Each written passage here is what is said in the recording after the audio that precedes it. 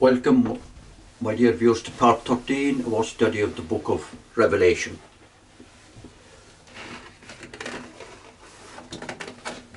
We continue then with the theme of music and its importance now and its greater importance in the kingdom. John McCormick was one of Ireland's greatest tenors. He was a native of Athlone, County Westmeath. He died in 1945 at the age of 61. In 1938 he held a farewell concert at the Royal Albert Hall in London. Gosh. The video can be viewed by googling John McCormick's farewell concert 1938. At the start of the video, an American voice has this to say: John McCormick once wrote, "In the next world all will be happiness. We will have no pains or aches. There will be no need for doctors, and so it will be with lawyers, as there will be no troubles or contentions there, and so it will go down the line for all occupations and callings. But for the singer, how different it will be. The singer will continue to sing. It will be the singer's occupation of all worldly callings that will continue to exist in the next world. There will be, the singer will sing forever and ever." So these then are the views of Sister Anthony and John McCormick. So the next world will be the kingdom. So certainly the singer will indeed continue to sing, and the musician and the harpist in the kingdom forever and ever. The hills are alive with the sound of music. Like, it's almost in nature, isn't it? It is, yes, and of course the birds, of course, can almost sing. I suppose whether you would call it real singing or not. I love the way you put this music within the Yeah, well, yes, book of because Revelation. of course music is part of our If soul. music be the food of love, play on. Yes, because in Kerry we grew up with two things: the Kerry team at the football field and traditional music. Beautiful. And where I come from, and this is not a boast, it's one of the best areas in Ireland for traditional music. It's known as the Slieve Local area, and it produced legendary musicians like Padraig O'Keefe, Wow. Dennis Murphy and Julie Clifford. And one of the best was a woman, Wow. Julie Clifford, Wow. who was Dennis Murphy's sister. So, Wow. And Padraig O'Keefe often played in our house actually. Really? Gosh. No, Yeah. small numbers standing for big numbers. This is a common feature of Revelation. The 4 living ones and the 24 elders both stand for the whole body of the saints. Okay.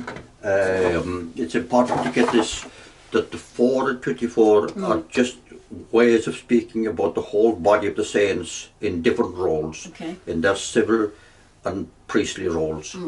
The 144,000 also stands for the whole body of saints. 144 is 12 by 12. This could be the 12 tribes of Israel and the 12 apostles combining together. The strongest result of putting any two numbers together is achieved by multiplication rather than by addition. Thus we have 12 by 12, 144. The 144,000 are in chapters 7 and 14. And the angel coming down from heaven in chapter 10 also stands for the whole body of the saints, but this time united with Jesus as their head. Coming down from heaven means coming down from the New Jerusalem. That will be the heaven of the New Jerusalem after their installation as the New World Government.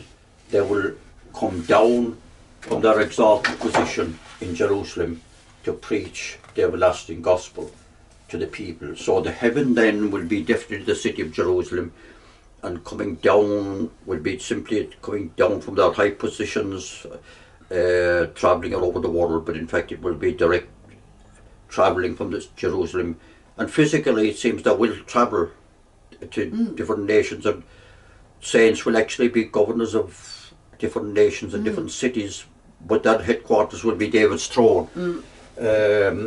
To preach the everlasting gospel to the people of the world.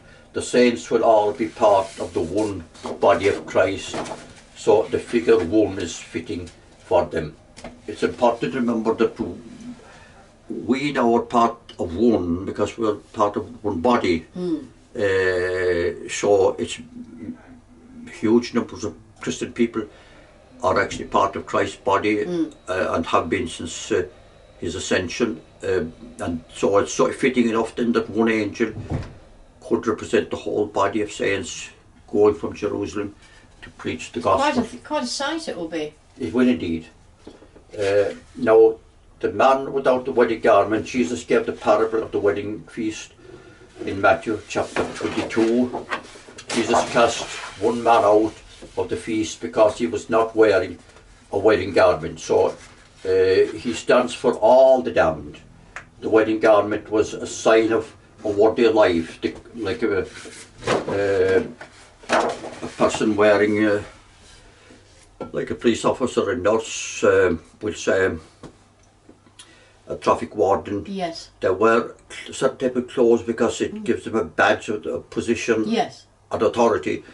So the wedding garment simply represents a worthy life that was worthy of an invitation to the wedding of Christ and his bride. But this one man without the wedding garment was not merely that it wasn't a question of clothes, it was a question of he didn't have the qualities of life, and he didn't have the worthiness by his life to enter the kingdom, and that was why he was cast out. So Jesus picks him individually, because it seems Jesus will actually speak individually to every single rewarded person and every single damned person. Yes. And he will say to the damned, depart from me, you cursed. It's going to be a pretty awful sentence to hear, but he will say it individually to each one. And that's the lesson of the wedding garment then. Why are small numbers used to represent large numbers? It may well be that our minds find it much easier to deal with small numbers than with big numbers. When it goes into millions, we find it difficult to identify closely with them. Our families and group of friends are usually made up of very small numbers. That is our strongest day-to-day experience of numbers. God understands this full well, which may well be why he used smaller rather than bigger numbers in Revelation. Now the 144,000 on Mount Zion, that's quite to Revelation chapters 7 and 14, because the two are very similar. The two chapters deal with this subject. They take us forward to the kingdom. Chapter 7, there were sealed 144,000 of all the tribes of the children of Israel.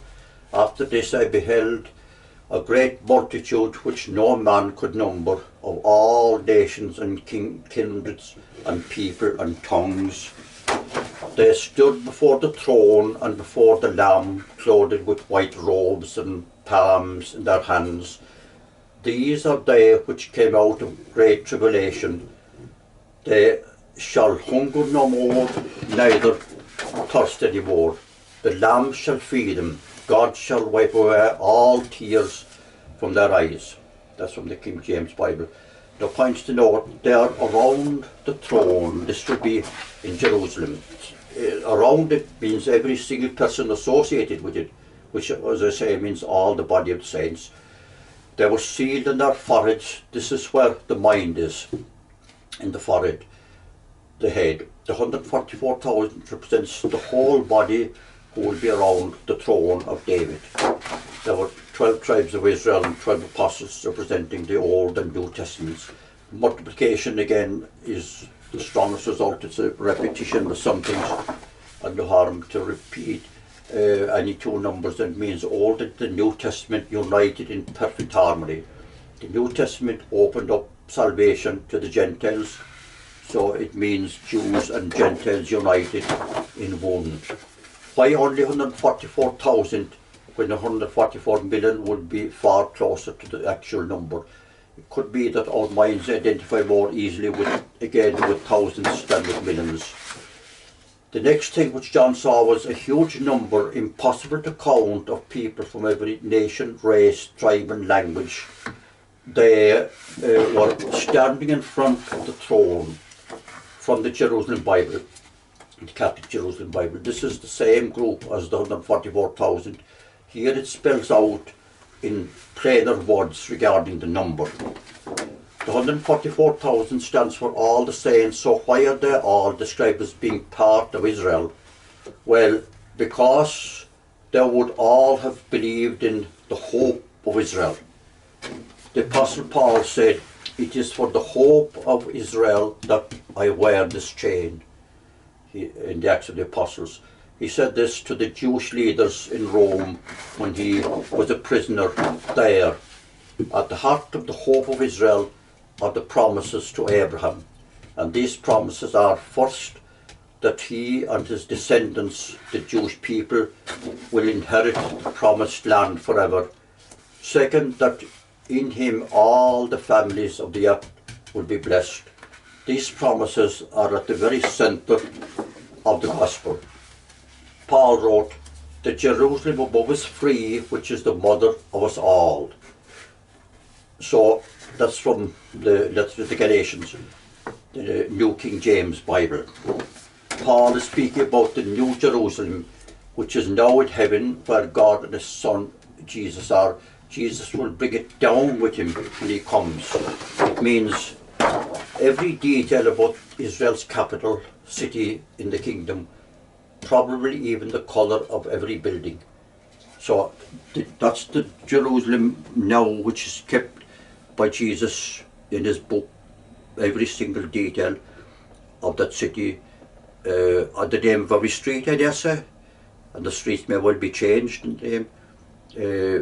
What material will be used in the streets, and I think it's safe to say that the streets will be paved with gold. Wow. Because the very best material in the world will be used to beautify the city and its walls and its gates. All that is kept by Jesus as part of the New Jerusalem, which is now above, but will come down with Jesus. Abraham waited for the city which has foundations, whose builder and maker is God. That's from the letter to the Hebrews. So this is the New Jerusalem that Abraham will soon be back as part of in the holy city, to inherit it forever and to inherit the promised land. Here we have no continuing city, but we seek one to come. That's from the letter to the Hebrews. This will be the New Jerusalem. That will be the continuing city that will never end. It will be our eternal home, and we Gentiles are spiritual Israel, while the Jews are natural Israel. One of the elders said to John, "These are they which came out of great tribulation." From the King James Bible. We all go through tribulation, since we all have to go through the trials of life. However, it has a special reference here to those Christians who just come through the 10-year persecution, who had just come through that 10 years of tribulation started by the Roman Emperor Diocletian. That would have been the greatest persecution under pagan Rome, and it has a special reference therefore to them. The elder went on to tell John, "They are before the throne of God and serve him day and night in his temple. He who sits on the throne will dwell among them. They shall neither hunger any more nor thirst any more. God will wipe away all tears from their eyes." The 144,000 were sealed. What does that mean? They were sealed on their foreheads, which is the seat of the mind. It means that they were accepted into the kingdom. Their state of mind had God's full approval. So sealing is actually a proof of acceptance, yes, of authentication, of genuineness, and the sealing on their foreheads will be their acceptance into the kingdom. By God himself. By God, yes, and by his Son. Yeah. Why is this chapter given just after the rise of Constantine to power? Well, the church which he elevated was a false church, unfortunately, so the true church was in great need of encouragement at a time of such confusion. Reading this chapter would have given them a huge boost. The true church at that time was very probably the Donatists of North Africa. The previous chapter was the account of the souls under the altar. By the way, we will meet the Donatists again Good. in the kingdom. You can be sure of that. Good. And we will be interesting what they will have to tell us. Yes, I'm from distant Africa. I'm looking forward to that. Yes, the of North Africa. The previous chapter has the account of the souls under the altar that is placed at the time of the 10-year persecution. That would have given a tremendous uplift to the loyal Christians who had to go through the terrible ordeal. We can be sure that the Christians of those days would have been able to identify themselves in the book of Revelation. We can be sure that they would have read it from cover to cover many times. Wow. Because it had come out 200 years before roughly, and they would be very familiar with it, and they would have known that the 10 years persecution was coming, and they would have almost probably been able to identify the time as well. Now, Revelation chapter 14, I looked and behold a lamb standing on Mount Zion, and with him 144,000 having his father's name written on their foreheads. I heard a voice from heaven like the voice of many waters, and like the voice of loud thunder. I heard the sound of harpists playing their harps. They sang, as it were, a new song before the throne. These are the ones who were not defiled with women, for they are virgins. In their mouth was found no deceit, for they are without fault before the throne of God. Now, points to note. It is the same scene as chapter 7. It is repeated for emphasis. The Bible often does this. Certain things are so important that it repeats, sometimes word for word, as much as say, look, this is not just painful repetition. It is so important that we're going to tell you twice, sometimes even more often. I heard a voice from heaven that will be a broadcast to the world by Jesus in Jerusalem, and indeed, of course. That would be amazing when we hear his voice broadcast. I believe Jesus on television at 7 o'clock. Amazing. People will not. I can imagine people not falling out on the street to get home for it. I mean, that will be some broadcast. That will be. But it's almost certain that some of his saints will be broadcast as well. Wow. Well, you're one of them. Imagine, I don't know about that, but imagine hearing Abraham on television. Imagine hearing the prophet Hannah.